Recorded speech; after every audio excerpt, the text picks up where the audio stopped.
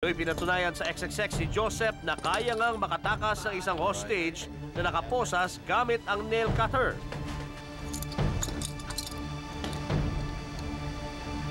Yun, kaya madali siyang matanggal. Ang opinyong ito ni Joseph ay sinang-ayunan pa ng isa pang eksperto. Ayon kay Daniel Cruz na isang senior security consultant, di raw imposible ang sinasabi ng bus driver na no'y nasa isang mapanganib na sitwasyon. To do his part and escape. Okay? I mean, that's my opinion because based on what I can do with the handcuff, and anybody can do it, my wife can do it, I can do it. I mean, you can open it. Sa harap ng lahat ng aligasyon at mga paliwanag hinggil sa isyong ito, swerte nga kayang may tuturing na nakaligtas ang bus driver na si Alberto Lubang.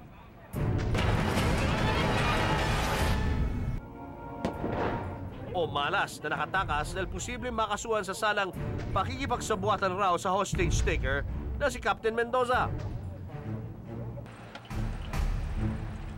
Nakaligtas man siyang biktima o isang pinakawalang kasabwat, ang mahalaga ngayon ay buhay si Alberto. Nasa kinauukulan na ngayon ang katungkulan para palabasin ang katotohanan dito.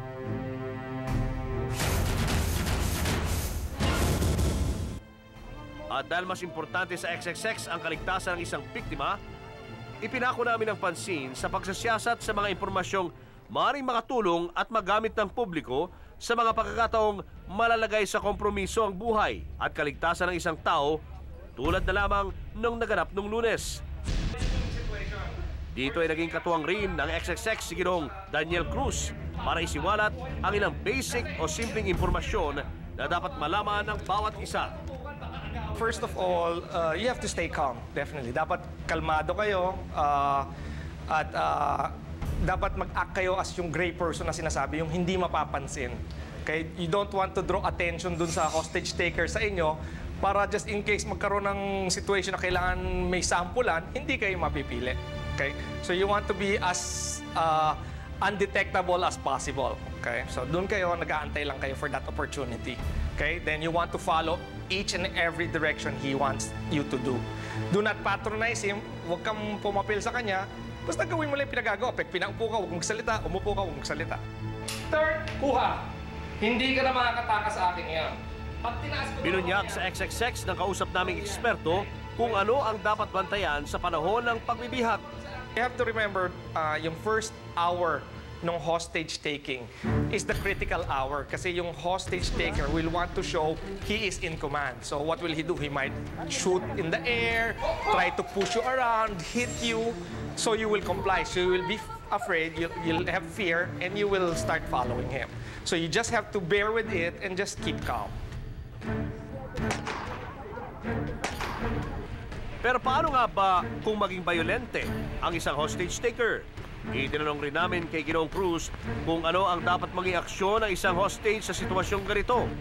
Judgment call rin yun. Kung tingin mo yung mga ibang hostages sasama sa itlalaban at iisa lang yung tao and there's that opportunity, then they could take it. I'm not saying to take it, but it's their judgment call again. But again, if you think he's starting to shoot, okay, the first thing to do is you have to take cover. You have to protect yourself, hoping that you don't get hit. Especially doon sa bus, confined space, wala kang masyadong matataguan doon. Kahit na tumago ka sa likod ng upuan, pag tinamaan ka ng bala ng 5.56 or bala ng M16 doon sa upuan, lulusot at lulusot yung maaaring tamaan ka.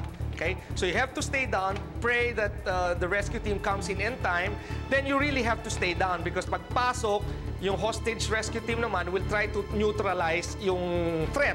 Then at the same time, dapat hindi ka matamaan nung bala rin nung hostage rescue team. At sa mga kataong nakakita siya ng oportunidad para tumakas, in that situation, human nature will kick in, self-preservation will kick in. Like yung driver.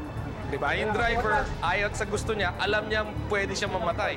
In fact, if you notice dun sa assault, kung hindi siya umalis dun sa upuan na yon, in between siya nung magiging crossfire siya nung SWAT at saka nung hostage taker. So yung decision niyang tumalon at tumakas, nagkaroon ng opportunity, wala rin siya magawa na eh. At saka hindi mo masasabi sa tao na huwag ka tumakas, antayin mo yung mga kasama mo, mapapasama. Hindi mo masasabi yun. Ano yan? Decision yon. Kay judgment call mo yan. If you think you can, kaya mo tumakas, di tumakas ka. Pero sa kaso ng Quirino Grandstand hostage-taking, naiwasan raw sana ang madugong katapusan kung nagawa ang ilang simpleng hakbang.